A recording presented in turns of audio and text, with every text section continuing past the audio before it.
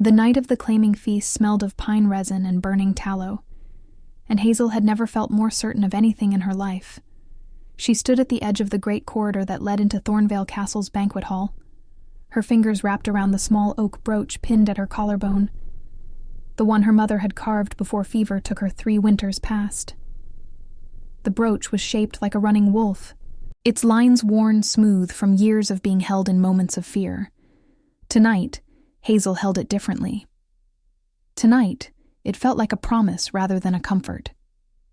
Around her, servants moved in quiet formations carrying clay pitchers of spiced wine and platters of roasted boar. Torches lined the stone walls in iron brackets, their orange light casting long shadows across the banners of a dozen packs. The Greywood banner, the Ashfin banner, the crimson and black of the Duskmere pack, and at the far end of the hall, above the high table, the silver-threaded banner of Pack Ashvale, Edmund's pack. Her pack, she had believed. Hazel straightened the neckline of her dress with both hands.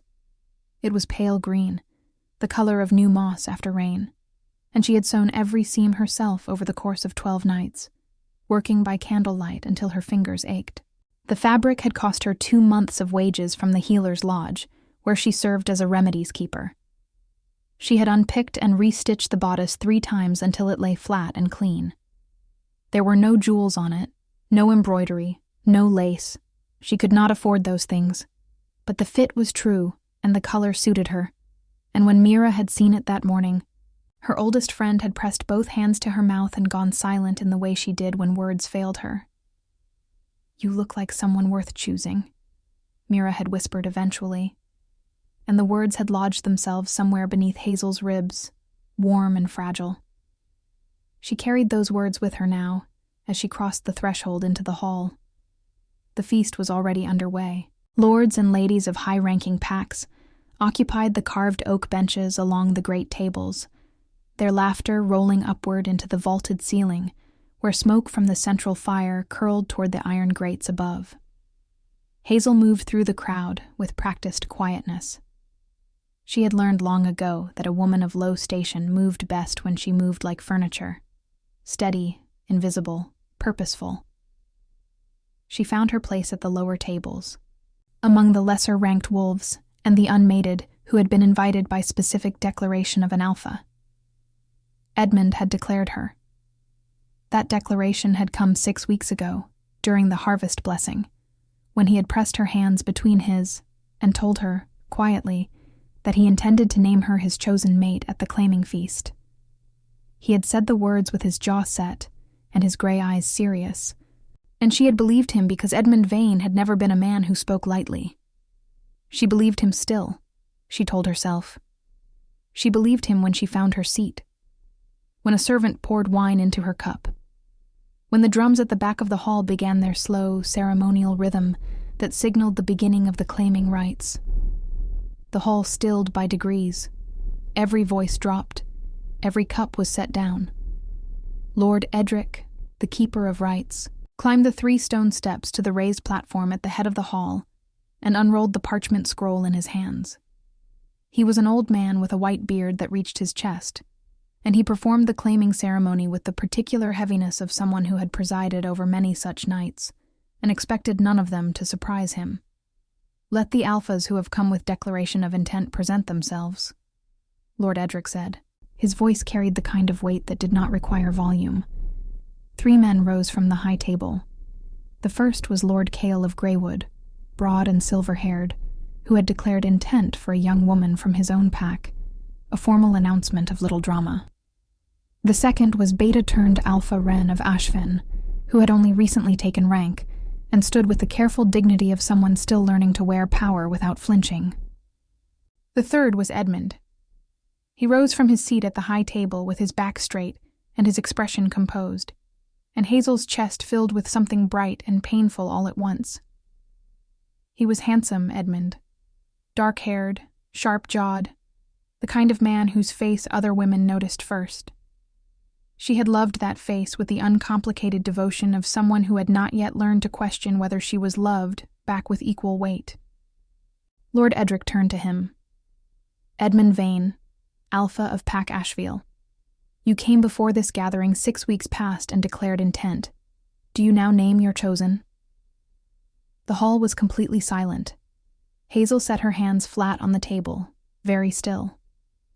Edmund looked at the crowd. Then, slowly, and with an expression she had no name for, something between resolve and apology, he looked directly at her. And she understood in the space of a single breath what was about to happen, before a single word left his mouth. "I name Lady Corinna of House Vale," he said. The name landed in the hall like a stone into still water. Lady Corinna rose from her seat 3 tables to the left. She was tall, black-haired, the daughter of one of the most powerful noble houses in the Northern Territories. She wore silk the color of deep red wine and silver at her throat and wrists, and her expression was entirely composed. The expression of a woman who had known this moment was coming for considerably longer than Hazel had. The hall responded with murmurs, then with the sound of approval from the older nobles. Hazel did not move. She understood now why Edmund had not met her eyes in the days before the feast, why his letters had grown brief and then absent entirely, why his mother had looked through her at the market square last fortnight with that particular blankness that noble women reserve for people they had already categorized as irrelevant. House Vale, a political union. Of course, she reached up and touched the brooch at her collarbone, just a single press of her fingertip against the carved wood. And then she placed both hands in her lap and looked at nothing in particular while the rites continued around her, voices flowing back in and laughter returning by degrees, and the drums picking up again. Because the world did not pause for a woman's humiliation. It simply continued, and expected her to continue with it. She would not cry here. She had decided that before the first tear even suggested itself. Not here, not in front of the banners of a dozen packs, not in the dress she had sewn herself in 12 nights of candlelight work. She would stand up, and she would walk out, and she would fall apart somewhere that was not this hall. Hazel rose. She did not rush. She gathered her hands before her and began moving toward the side corridor that led to the outer passage. The servant's route, the invisible woman's route, threading through the crowd with the same quiet precision she had used to enter it. She was nearly to the corridor arch when she heard it. A change in the quality of the air. A different kind of stillness, sudden and not originating from the rites. 3 men had entered the hall from the main entrance, and they had not been there a moment before. She knew it before she turned, because the hall told her, through the instant drop in conversation, through the sound of benches scraping back as men rose in involuntary deference, through the way even Lord Edric on his platform seemed to become slightly smaller. The drums faltered, and then stopped entirely, which they had not done for any previous arrival. She turned.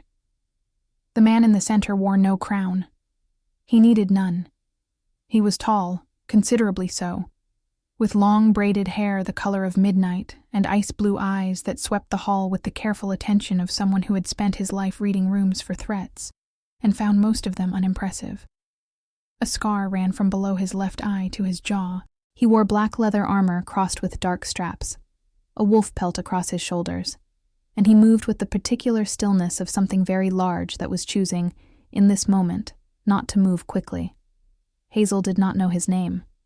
She did not need to. She could feel what he was the way she could feel a change in weather.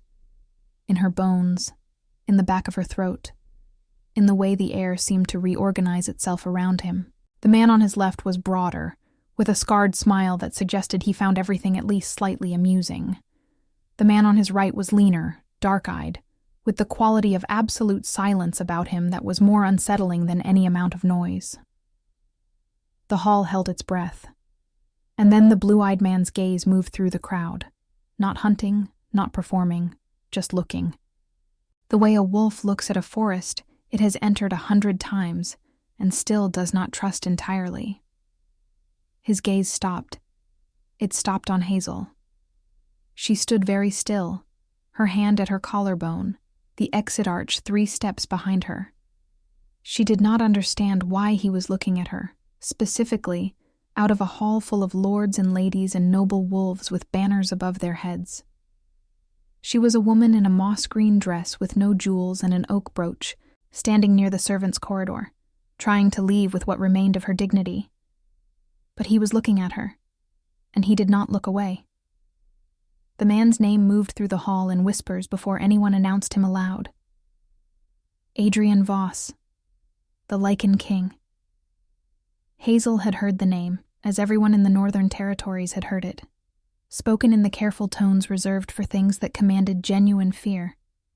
He ruled no single pack. He ruled all of them, or at least all of them that had sense enough to acknowledge what he was. The Lycan King did not attend feasts like this one. He did not travel to minor castle gatherings in border territories. His presence at Thornvale on the night of the claiming feast was so far outside the ordinary that the hall had not yet collectively decided how to respond to it, and so it simply held itself in suspension, waiting. Lord Edric descended his platform steps with considerably more speed than he had climbed them. "My king," the old man said, bowing low, "we were not informed of your arrival. Had we known—" "You were not meant to know," Adrian said. His voice was low and even, the kind of voice that did not require effort to carry. "Continue your rites. We are here as observers only." The hall exhaled. Conversation resumed, carefully, like a fire being rebuilt after rain. Small and tentative at first, then growing.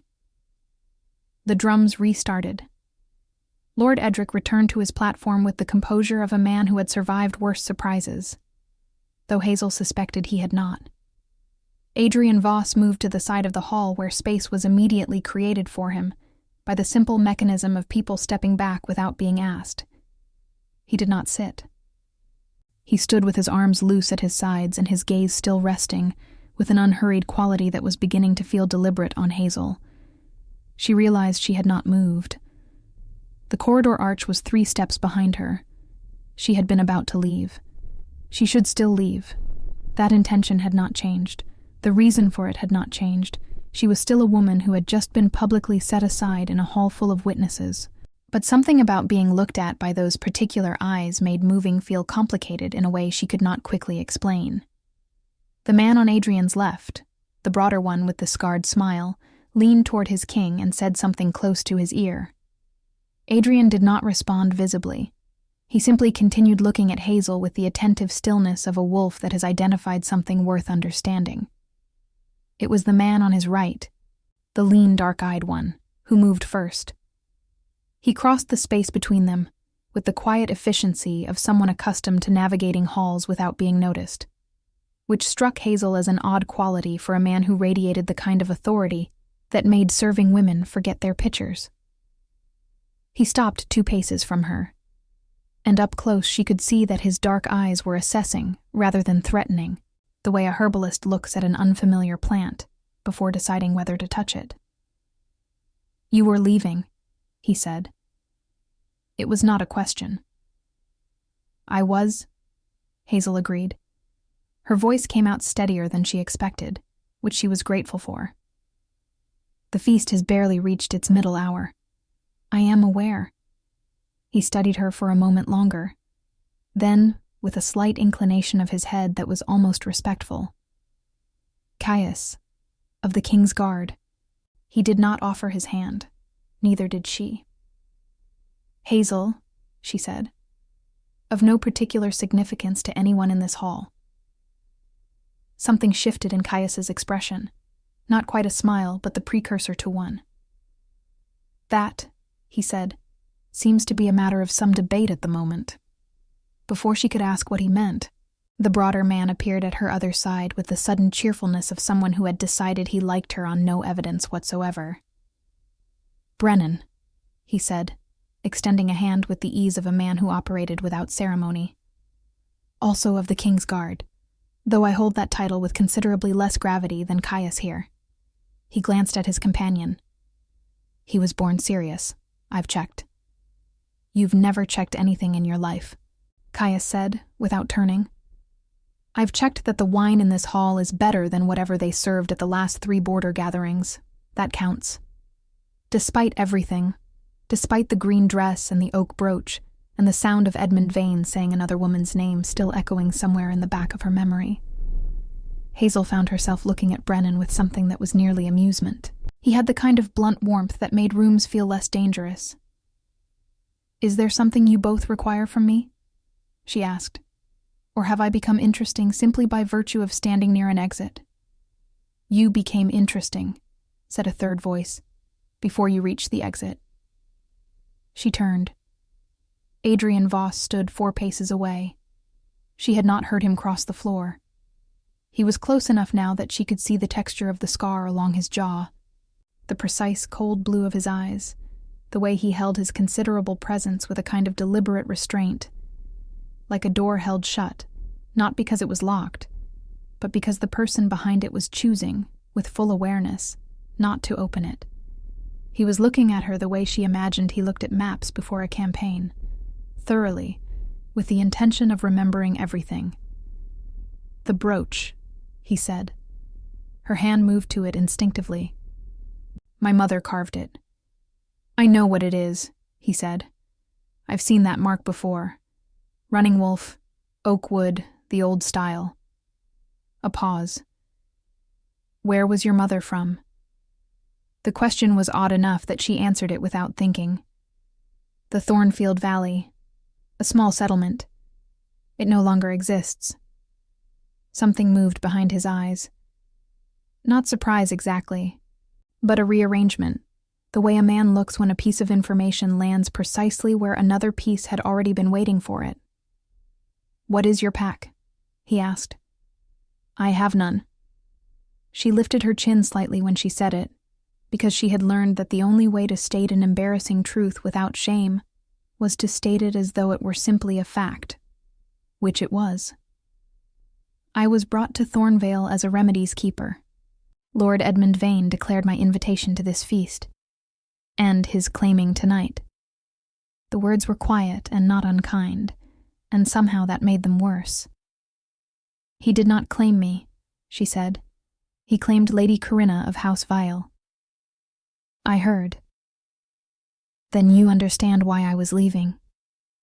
Adrian looked at her for a long moment, and she had the distinct and unsettling sensation that he was reading something she had not written intentionally, the way a gifted healer reads a patient's face and finds the ailment that the patient had not yet named. "You were leaving," he said at last, "because you believed that the most important thing in this hall tonight was Edmund Vane's decision." She opened her mouth, closed it. "Wasn't it? For me, tonight, wasn't it? It was the thing you came here believing would matter most," he said. "That is different." She did not have an answer to that. She was not sure she was meant to. Behind them, the claiming rites continued. Lord Edric's voice rolled through the hall in its ceremonial cadence, and the drums marked each declaration, and the fire crackled in the central hearth, and the smell of pine resin and roasted meat and spiced wine was very strong. Somewhere near the high table, she could hear Edmund's voice saying something that made Lady Corinna laugh, and the sound landed in her chest, like a small, deliberate wound. She pressed her thumb against the oak brooch and held it there. "I should go," she said. "You should," Adrian agreed. And then, "But not the servants' corridor." She looked at him. "You came into this hall as a guest," he said. "You leave as one." He stepped aside and, with a gesture that was not quite a bow, but carried the weight of one, indicated the main corridor, the one reserved for nobles, the one she had not used when she entered, because she had not yet known she would need to leave early, and had not thought to consider which door she would use for her exit. Hazel looked at the main corridor, then at Adrian, then at the brooch under her thumb. "You don't know who I am," she said. "No," he said. "But your scent has been in this hall for less than 1 hour, and it has already unsettled 3 senior alphas who have no idea why they're unsettled." His voice remained perfectly level. "I have some interest in understanding why." Brennan made a sound behind her that was definitely not the cough he was pretending it was. Hazel looked at the Lycan King for one more moment. Then she turned and walked out through the main corridor. Because she had sewn this dress in 12 nights of candlelight, and she would not fold herself back into invisibility for anyone. She did not look back. But she heard, very clearly in the silence that followed her exit, Brennan's voice. "She didn't even ask your name." And Adrian, quieter. "No, she didn't." His tone held something she would not understand until much later. Not offense, not amusement, fascination. The outer passage beyond the main corridor was cold and smelled of wet stone and the distant forest.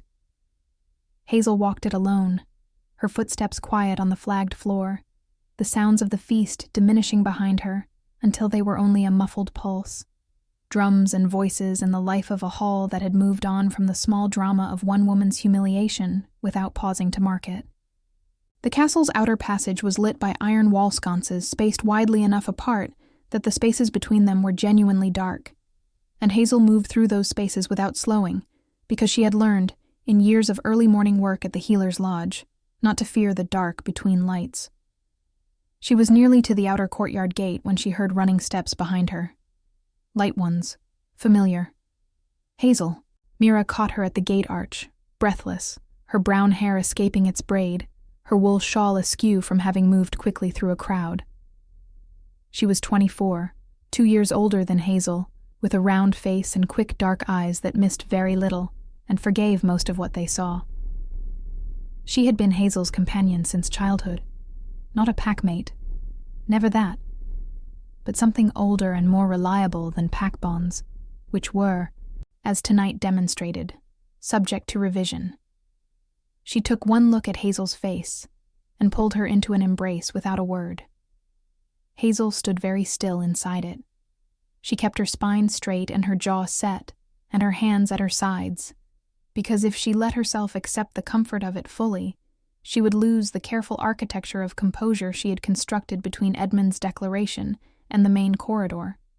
And she needed that architecture intact for a little while longer, just until she was somewhere private, just until there were no witnesses.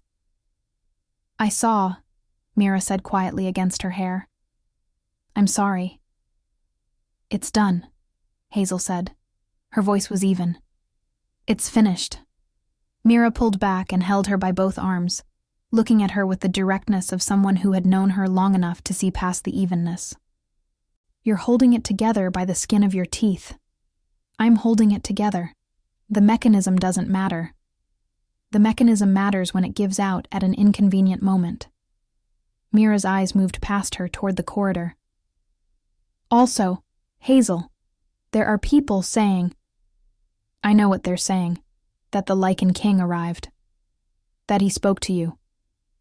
"He spoke at me briefly. It was nothing." 3 women near the high table said he crossed the hall specifically to Mira. Hazel said her name gently, but with finality. "I need to walk. Will you walk with me, or will you repeat what women near the high table said?" Mira pressed her mouth together. Then she straightened her shawl and took Hazel's arm. "I'll walk."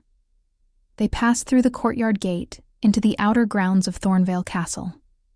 The night was clear and cold, a waxing moon hanging above the tree line of the great forest that pressed close to the castle's eastern wall. The grounds were mostly empty, a pair of guards at the far gate, a stable hand crossing with a lantern toward the horse enclosures, the distant orange of a watchfire on the upper rampart. The air smelled of pine and cold earth, and faintly, of wood smoke from the village beyond the outer wall. Hazel walked with her arms folded against the chill and said nothing for a while, and Mira was wise enough to let her. Eventually, Hazel said, "I should not have believed him. Edmund. He never lied directly, I'll grant him that. He said he intended to name me. An intention is not a promise, and I heard it as a promise because I wished to." She paused at the edge of the courtyard fountain, dry now, for winter, and looked at the carved stone wolf's head at its center. "That's the part I can't forgive myself for. Not what he did, what I chose to believe." You chose to believe a man who told you something to your face, Mira said. That's not foolishness. That's reasonable. It's reasonable for people who have stakes to protect them. I had no stakes.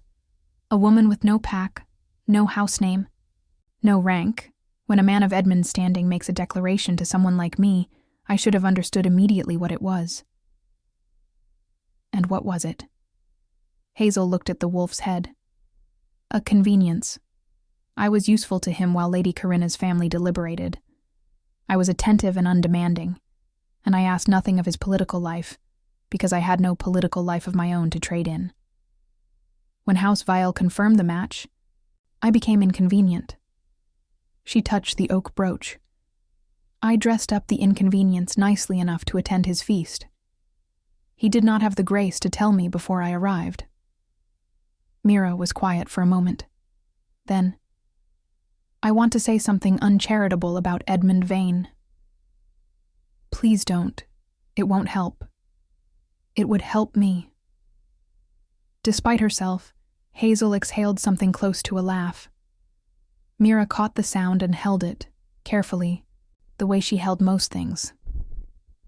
What did the Lycan King actually say to you? Mira asked after a moment. Hazel considered. He asked about my brooch, my mother's origins, my pack status. She paused. He said my scent had unsettled 3 senior alphas. Mira stopped walking. He said that directly? Directly enough. Hazel. Mira's voice had shifted, lower, more careful. That's not small talk. For a Lycan King to say something like that, to a woman he has never met, at a gathering that is not his. He was curious. Men of power get curious. It doesn't signify. Or it signifies considerably more than you're allowing yourself to consider, because you've spent the last hour being hurt, and you've decided tonight is a night for one feeling only. That landed closer than Hazel would have liked. She turned away from the fountain and began walking again, toward the eastern wall where the torches were sparser, and the darkness more complete, and the sound of the forest replaced the sound of the feast. She did not hear the footsteps until they were close, and she had good ears, which meant that whoever approached had extraordinary ones. The courtyard at night is a poor place for a woman alone. She turned. Adrian Voss stood at the edge of the torchlight, still as a stone, his wolf pelt dark against the deeper dark behind him. He had come without his companions, which she registered as significant, without yet knowing why. In the open air, away from the noise and warmth of the hall, the quality of his presence was different, less contained somehow, as though the stone walls of the castle had been moderating something that the open night did not. Mira made a small, involuntary sound beside her. I know the courtyard, Hazel said. I've crossed it at every hour for 2 years. Then you know the eastern wall has a weak gate latch that the castle guard has not repaired since autumn. She blinked. You've been here before. I know every castle in the northern territories. He stepped closer, into the fuller light of the nearest torch, and the scar along his jaw cast a thin shadow. I did not follow you to frighten you. I came to finish a conversation. We did not begin one. No, he said. You left before we could. He looked at her without apology, and without the performance of charm that men of his rank frequently deployed as a substitute for directness. Your mother's mark, the running wolf in Old Oak, that is the seal of a bloodline that I believed had ended in the Thornfield Valley 12 years ago. The cold of the night seemed to sharpen. Mira reached for Hazel's arm. My mother died of fever, Hazel said carefully. 3 winters passed. I know how she died. His voice was not unkind. I know less about what she left behind. His ice-blue gaze moved to the brooch. She carved that herself? She said her father taught her the mark. Her father was the last keeper of the Thornfield bloodline. An old line. Older than most pack registries' record. He paused. A line that carries a particular trait. One that would explain why 3 senior alphas in that hall tonight could not identify why they were restless the moment you entered the room, and why every wolf in that corridor watched you leave without understanding why they were watching. Hazel's fingers pressed against the brooch. You're saying my mother's bloodline. I'm saying, Adrian said quietly, that you did not walk into that hall tonight as a woman of no significance. His eyes met hers with the directness she was beginning to understand was simply how he operated. No performance, no softening. You walked in without knowing what you carried. That is a different thing entirely. The forest beyond the eastern wall breathed in the silence that followed. Pine and cold, and something older beneath both. The deep, dark smell of ancient woodland that had stood longer than any castle or pack or claim. Hazel looked at the Lycan King in the torchlight and felt the evening rearrange itself around her in a way she did not yet have language for. "What do you want from me?" she asked. Adrian was quiet for a moment. "Answers," he said, "to questions I have carried for 12 years. He did not elaborate. He did not need to. She could hear, beneath the steadiness of his voice, something that she recognized because she had felt it herself every time she held the oak brooch in the dark, the particular weight of a grief that had never been given a proper shape. Behind her, Mira's grip on her arm tightened once, briefly, not warning, just presence. "I am here." Hazel looked at the brooch in her fingers. Then she looked at Adrian Voss. "Ask," she said. They sat on the stone bench beside the eastern wall, the three of them. Hazel, Mira at her side, and Adrian across from them on an upturned mounting block that he occupied with the unself-conscious ease of a man unbothered by the indignity of his seat. A torch in the bracket above them threw warm, unsteady light across the space. From somewhere inside the castle, the feast drums continued their rhythm, distant enough now to feel like someone else's story. Adrian spoke without preamble.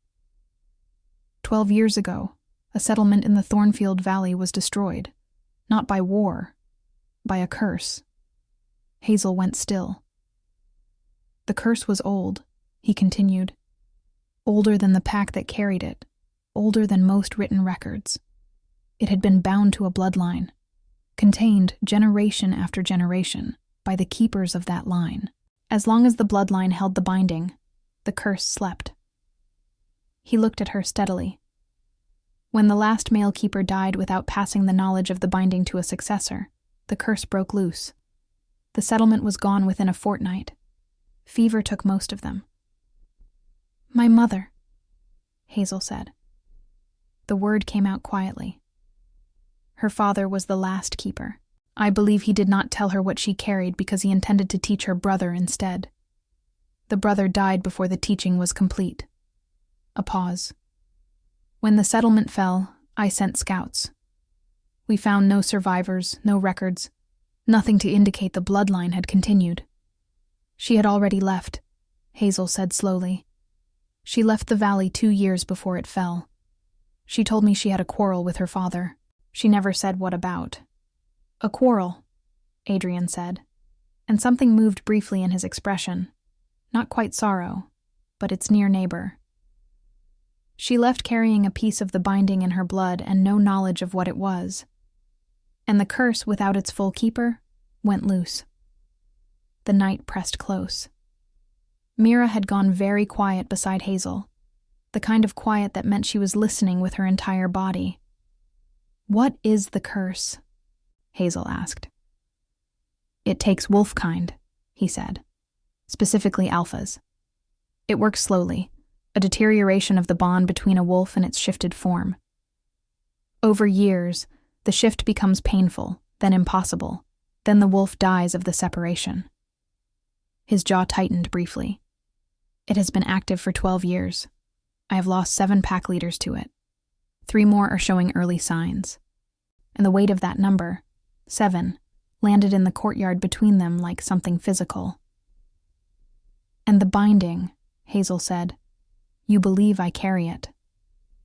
I believe your blood carries a remnant of it, dormant, because no one ever taught you to activate it. But present. Which is why your scent disturbs alphas who are already compromised by the curse. Some part of what you carry recognizes what is wrong in them.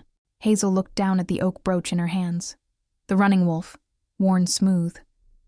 Her mother's hands had shaped this, in the old style. A style that was, she now understood, not merely decorative, but the mark of something she had inherited without knowing it. She never told me, she said, in all the years before she died. She never said a word about any of this. She may not have known the full truth, Adrian said, or she may have believed that not knowing was safer for you. And now? Now, he said, you are 22 years old, unbound to any pack, carrying the remnant of an ancient bloodline power. And you have been standing in the same hall as 3 alphas who are in the early stages of the curse, which means the dormant binding in your blood has been active enough tonight to make the entire hall uneasy without a single deliberate act on your part. He met her eyes. It is no longer safe for you not to know. Hazel absorbed this in silence. Then, what would knowing require? Travel to the Thornfield Valley. There is a vault beneath where the settlement stood. We found it after the fall, but could not open it. We believe it requires someone of the bloodline. He paused. I am asking you to come with me, to open what your grandfather sealed, and find whether the full binding still exists within it. And if it does, then you would need to learn to use it. A beat. That is a longer conversation. And if the vault contains nothing, then we have lost nothing but the journey, and you will know the full truth of your mother's history. Hazel looked at the torchlight moving on the stone wall. She thought about her mother, small, quiet, skilled with herbs and remedies. A woman who had built a careful, ordinary life in a place far from her origins, and never once indicated that the life she had left behind was anything other than a failed family relationship. She thought about the brooch, carved in the old style, given to Hazel on the morning of her 18th birthday with the words, "Keep this close. It is not only decoration." She had taken it as sentiment. She understood now it had been the only warning her mother could give without explaining what she herself did not fully understand. You said you have been looking for the bloodline for 12 years, Hazel said. Yes. And tonight you found me by accident, because Edmund Vane invited a remedies keeper to his claiming feast. Something shifted in Adrian's expression, subtle but present. Not entirely by accident, he said. I have had scouts in the Northern Territories for 8 months, following traces. A remedies keeper with unusual skill in curse-adjacent ailments. Several alphas in 3 different villages reporting unexpected ease in her presence. He paused. I came to Thornvale tonight because the trail led here. I did not know your name until I heard it in the hall. Mira made a soft sound. Hazel glanced at her. He came looking for you, Mira said quietly. Before tonight. He just didn't know it was you. Roughly, Adrian said, with the particular dryness of a man who did not dispute accurate summaries. Hazel stood up from the stone bench. She walked 3 paces toward the eastern wall and stood looking at the dark line of the forest beyond it, the ancient pines standing in their rows, indifferent and enormous, holding whatever they held without apology. She pressed the oak brooch once between both palms. Her mother had left the valley carrying something she did not understand. She had built a life in that not understanding. She had died in it, quiet and careful, and had left her daughter a carved brooch, and no explanation beyond keep this close. Hazel had spent 3 years since her mother's death being quietly, patiently ordinary. She had learned remedies. She had tended to sick wolves in 3 villages. She had believed Edmund Vane when he said her name with his jaw set and his gray eyes serious, and she had sewn a green dress and brought her hope to a claiming feast and been set aside without a backward glance. She was finished being ordinary for the wrong people. She turned around. "I will go to the valley," she said, "on 2 conditions." Adrian waited. He did not look surprised, which she noted. "Mira comes with me as far as the valley's edge." "Agreed. And whatever we find in that vault, whatever my mother's bloodline actually means, I am told all of it, not the portion you judge me capable of receiving. All of it." A silence. The torch crackled above them. "That," Adrian said, "is the first condition anyone has placed on me in longer than I care to calculate." "Is that a yes?" "That is a yes." She nodded once. Then, because she could not let it pass, "You allowed Edmund Vane to say another woman's name tonight without intervening. You were in that hall. You could have—" "I had no grounds to intervene in another alpha's claiming," he said. "I am a king, not a tyrant." A pause. "I also did not yet know who you were. And now—" He held her gaze. "Now I know you are the last keeper of a bloodline that 10 wolves have already died waiting for." His voice was even, but beneath it was something that had not been there at the start of the conversation, something she recognized as the particular gravity of a man who has been carrying a weight alone for a very long time and has just, unexpectedly, found that another person can see it. "That is who you are, Hazel of Thornfield. Whatever Edmund Vane believed he was setting aside tonight, that is what he set aside." The name landed differently than she expected. Hazel of Thornfield. She had never been called that. She had never had a place name to carry. It sat strangely on her. Not wrong exactly, but new in the way that true things sometimes felt new when they were finally spoken aloud for the first time. Inside the castle, the drums shifted tempo. The claiming feast was moving toward its final hour. Hazel looked at the brooch one last time, then pinned it back to her collarbone with steady hands. "When do we leave?" she asked. "Dawn," Adrian said. He rose from the mounting block. "Rest tonight. We have a long road, and what waits at its end will require you to be clear-headed." He turned to go, then stopped. "The dress," he said, without turning around. "The one you made yourself." She blinked. "What of it?" "It was the first thing I noticed when I entered the hall." A pause. Not because of the color, because of the quality of attention in the work. He glanced back once, briefly. Someone who makes something that carefully does not do it for another person's claiming feast. They do it for themselves. He walked back toward the castle before she could respond. Mira waited until his footsteps faded. Then she turned to Hazel with an expression that contained an entire conversation.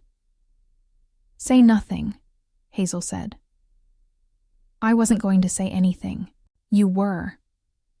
"I was going to say," Mira said carefully, "that we should sleep, because dawn comes early and the Lycan King does not strike me as a man who waits." She paused. "That is all I was going to say." Mira. The dress comment was very good, though.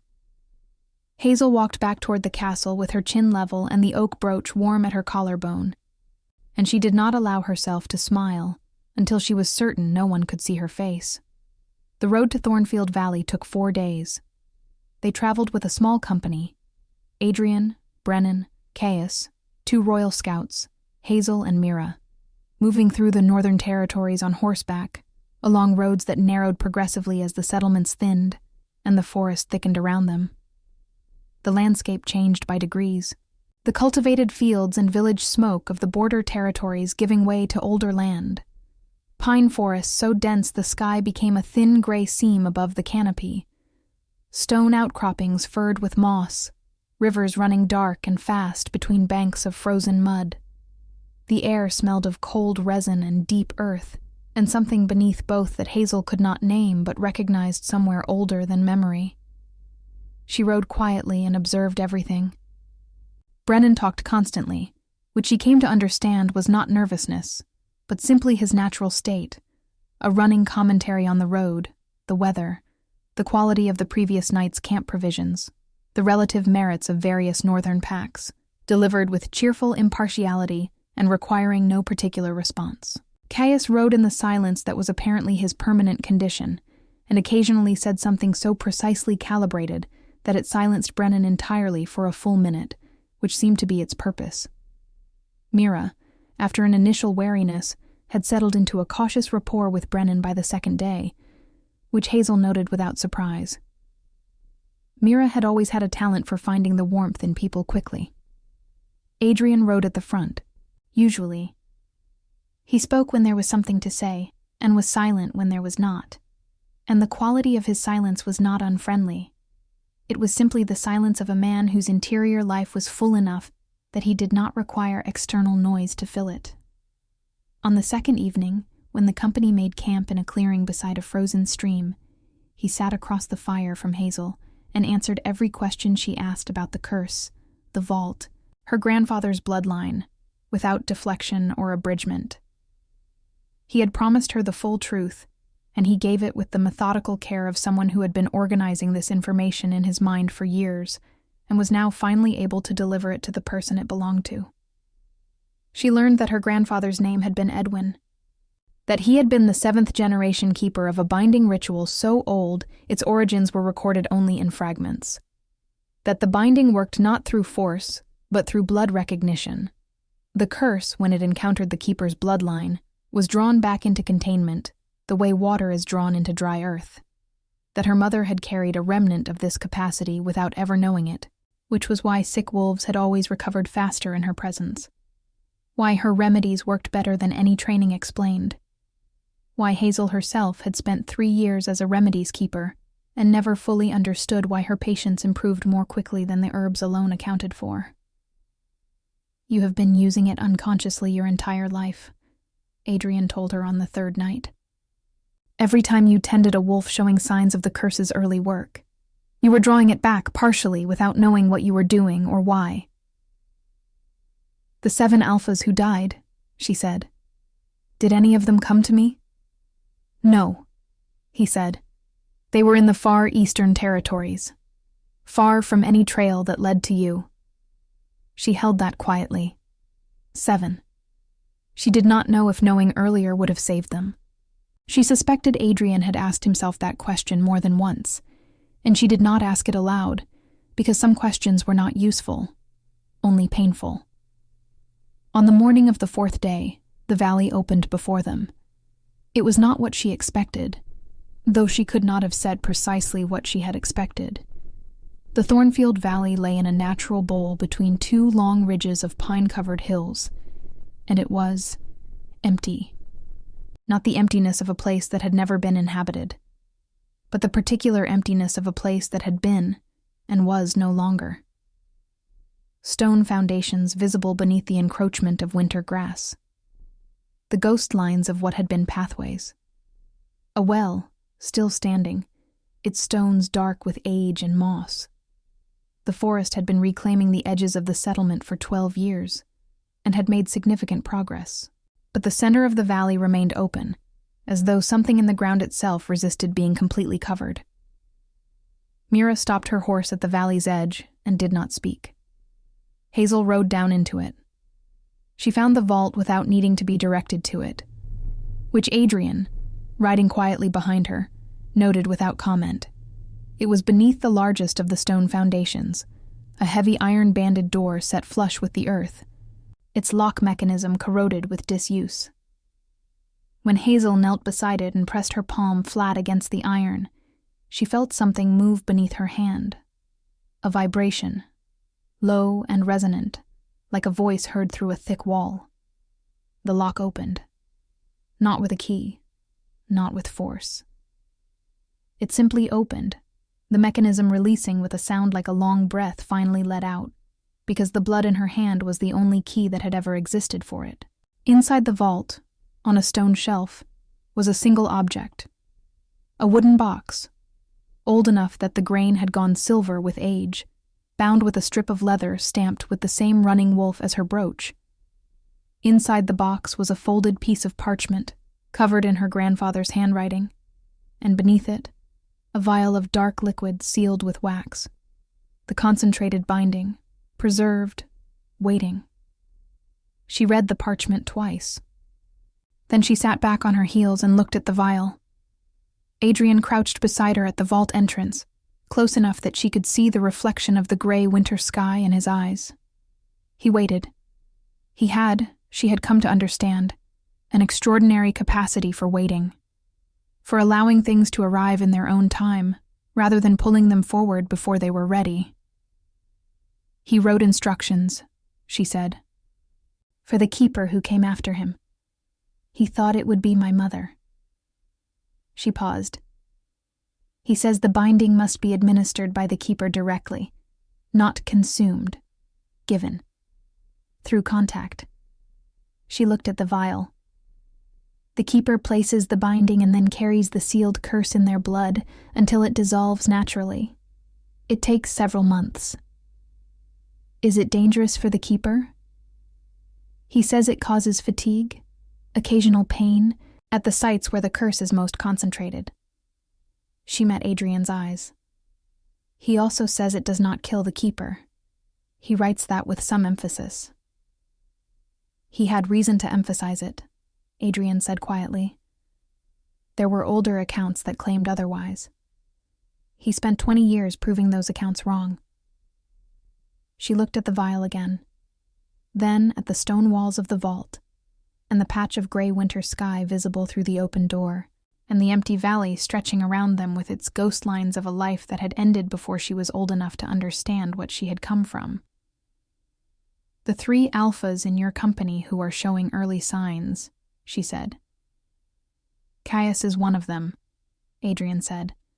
The others are at my seat of power, 2 days' ride north. She looked up at him sharply. Caius. He has not told you because it is not his habit to speak of weakness, but yes. She thought of the dark-eyed man who had come to her in the feast hall with his careful assessment and his almost smile. How long? If the curse progresses at its current rate, his shift will begin to fail within the year. She picked up the vial. She did not deliberate further. She had deliberated for 4 days on horseback, through pine forests and frozen streams, and 4 nights of firelight and the Lycan King's careful, complete answers to every question she had asked. She had come to the valley carrying a remnant of something her grandfather had spent his life perfecting, and her mother had carried unknowing, and she had used unconsciously in every healer's lodge she had ever worked in. She was not making a sudden decision. She was completing one that her blood had already been moving toward for 22 years. I need to do this here, she said. In the valley. The instructions say the binding is strongest at the site of original sealing. Then we stay. She looked at him. It will take time. Days, possibly to work through all who are affected. You would remain? I would remain, he said, as though the question had a very obvious answer that he was being patient about. She broke the wax seal on the vial. What followed was not dramatic in the way of battles or declarations. It was quiet and deliberate and exhausting, the work of a keeper, which her grandfather's notes described as patient and precise and deeply unglamorous. Caius was first, because he was present, and because she could see, now that she knew what to look for, the faint wrongness in the way he held himself, the barely perceptible tension of a man whose wolf was pulling at a fraying thread. She administered the binding with her hands, as the instructions described, and it worked the way her grandfather said it would. The wrongness in him shifted, and then quieted, and Caius sat very still for a long time afterward with his eyes closed, and an expression that was the precise opposite of his usual careful composure. It's quieter, he said finally. The words were barely audible. It's been loud for 2 years. I had forgotten it could be quiet. Brennan, who had been standing at a careful distance with his arms crossed and his cheerfulness entirely absent for the first time since Hazel had met him, made a sound that he disguised poorly as clearing his throat. They stayed in the valley 3 days. On the 2nd day, 2 additional wolves from the Northern Company were brought down to receive the binding. On the third day, Adrian sent riders north to arrange the return journey and the treatment of the remaining affected wolves at his seat. On the evening of the third day, Hazel sat at the edge of the valley with Mira, looking at the pine ridges going dark against the last light, and felt the fatigue her grandfather had described. A deep, honest tiredness, the kind that comes from work that means something. "What happens now?" Mira asked. "We ride north. There are others to reach." "And after?" Hazel considered. "My grandfather's notes describe a permanent restoration. Once all affected wolves have been treated and the curse fully rebound, it can be resealed, this time properly, with a trained keeper to maintain it." She paused. "He also describes what that training requires, where to find the records, how long it takes. And you intend to learn it. Someone should have learned it a generation ago," Hazel said simply. "Yes, I intend to learn it." Mira was quiet for a moment. Then, "You are not the same person who walked into that feast hall 4 days ago." "I am exactly the same person," Hazel said. "I simply know more of what that person is." Behind them, footsteps approached, unhurried, familiar. Adrian stopped beside her and looked at the same darkening ridgeline without preamble. He stood with his arms loose at his sides, the wolf pelt across his shoulders, his braided hair moving slightly in the evening wind. He did not speak immediately, which was characteristic. He was a man who waited until he had something worth saying, and Hazel had come to find that quality, after a lifetime of men who filled silence with noise, more restful than she would have predicted. "The riders are dispatched," he said. "We leave at first light. I'll be ready." A pause. "You should know," he said, "that what you have done here, what you did for Caius today, is not something I can repay with simple gratitude. I didn't do it for repayment. I know. That is precisely why I cannot repay it simply." He turned his head and looked at her directly, with the same quality of attention he had turned on her in the feast hall, which she now understood was not a weapon or a performance, but simply how he saw, fully, without pretense. "The Thornfield bloodline belongs within a pack. A keeper without a home is a keeper without protection, and a keeper without protection is a liability that the curse's remnants will eventually exploit." "Are you offering me a pack?" she asked. "I am offering you mine," he said, "which is to say, all of them." She looked at him. "The Lycan King's seat does not belong to one pack," he continued.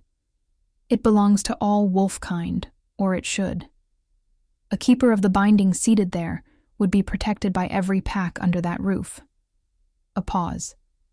"And would belong to all of them, including the king." The last 2 words were quiet. They carried in that quietness everything that had been building through 4 days of firelight and honest answers, and a man who made room without demanding it be filled, the weight of something chosen with full awareness of what it cost. Mira stood up from the grass with the brisk purposefulness of a woman who had decided that this particular conversation did not require a witness. "I'll see to the horses," she said, to no one in particular, and walked away at a pace that suggested she was enjoying herself. Hazel looked at the valley. Her grandfather's valley. Her mother's origin. Her own, she supposed, in whatever way a person belongs to a place they have only just found. Then she looked at Adrian. "I will need months to complete the binding work," she said, "and years to learn the full keeper's knowledge. Yes. I am not a noble woman. I have no house name, no rank, no political value to any alliance." "No," he agreed. "You have something considerably rarer." He did not elaborate. He did not need to. She thought of Edmund Vane saying another woman's name with his jaw set. She thought of the green dress, sewn in 12 nights of candlelight. She thought of her mother, carrying something ancient and unnameable through an ordinary life, and never knowing what she held. She pressed her hand briefly against the oak brooch. "The Lycan King's seat," she said. "Is it cold in winter?" The corner of his mouth moved, just slightly, just barely. "Considerably. I'll need better wool. I can arrange that." "Then yes," she said. "I'll come north." He nodded once, with the gravity of a man receiving something he had not let himself expect, and the relief of one who had been waiting for it longer than he would have admitted. They rode north at first light, as promised. Mira came as far as the valley's edge, and then, at the crest of the first ridge, pulled her horse to a stop. Hazel drew alongside her. "I'll go back to Thornvale," Mira said. "Collect what you left in the lodge. Bring it north before the first snow." "You don't have to." "I know I don't have to."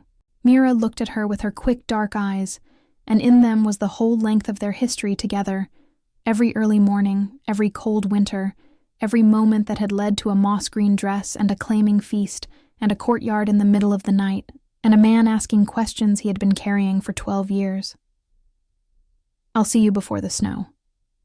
They held each other's hands briefly, the way old friends do when they are not sad about a parting, because they are certain it is not a true one. Then Mira turned her horse south, and Hazel turned hers north, and the road opened ahead. Edmund Vane heard about it before the first snow, as most things traveled in the northern territories, through the mouths of traders and the accounts of traveling wolves who had passed through the Lycan King's seat and returned with the particular wide-eyed quality of people who had seen something they had not expected. The remedies keeper from Thornvale, the one he had set aside at the claiming feast, was now seated at the Lycan King's hall, not as a servant, not as a ward. As the bloodline keeper of the Thornfield binding, acknowledged and protected by every pack under that roof, learning the ancient keeper's knowledge from texts that most alphas did not know existed. Walking the corridors with a wolf pelt cloak over her shoulders and an oak brooch at her collar and the king's guard at her flank as a matter of course. He heard this and sat with it for a long time. He thought about a woman in a moss-green dress, standing at the main corridor arch with her spine straight and the brooch in her fingers and an expression of such careful composure that he had, in the moment, been almost relieved she made his exit easy. He understood now what he had made easy. He did not send word. There was nothing to send. Some losses were simply losses, not puzzles to be solved, or situations to be recovered, just the permanent, instructive weight of a door that had closed and would not reopen, because the person on the other side had found a room that suited them considerably better. On the night of the winter solstice, Hazel stood at the high window of the Lycan King's keep and looked north at the dark forest stretching to the horizon under a full moon. The hall behind her was warm with firelight and voices, Brennan's loudest among them, Caius's quieter, the measured tones of pack leaders from 7 territories gathered for the Solstice Council, a gathering that was, by all accounts, more settled than any in a decade. The curse had not taken another wolf. 3 more had been treated. The work continued, and would continue, but the worst of it was past. She heard Adrian's footsteps before he reached her. She had learned the particular sound of them, unhurried even. The steps of a man who moved through his own keep, like he moved through everything, with full awareness and without performance. He stopped beside her at the window. "The council is asking for you," he said. "They can ask for a few more minutes." He looked at the moon with her. Outside, the forest was very still. "My grandfather wrote something at the end of his notes," she said, "after all the instructions, a personal note. I think, not meant as guidance, just as record." She paused. "He wrote that the binding was not a burden, even though it looked like one from outside. He wrote that carrying something ancient and necessary and true was not a weight. It was a shape." She touched the brooch. "A shape that told you who you were." Adrian was quiet for a moment. "And do you know who you are?" She considered it honestly, the way she had learned to consider things since the valley, without reaching for an answer before it was ready. "Hazel of Thornfield," she said at last. "Bloodline keeper, remedies keeper. A woman who sews her own dresses and holds the things her mother left her and is learning, gradually, that the life she was meant for was not the one she almost settled for." She felt him look at her. She looked back. There was no ceremony in what passed between them in that moment. No declaration.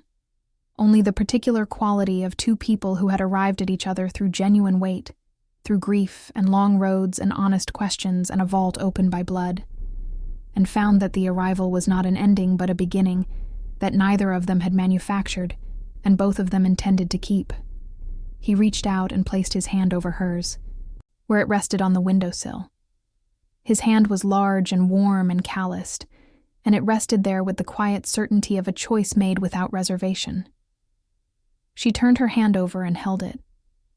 Behind them, the hall was full of warmth and voices and the life of a pack. Her pack, all of them, every wolf under that ancient roof. And the moon over the forest was full and cold and indifferent and very beautiful. Hazel of Thornfield stood at the high window of the Lycan King's keep, holding the hand of a man who had come looking for something and found something truer, and felt, for the first time in her life, the exact dimensions of the shape she had always been. The brooch was warm at her collar. The binding was sealed. The work was done, and the life ahead of it was beginning. That was enough. That was everything.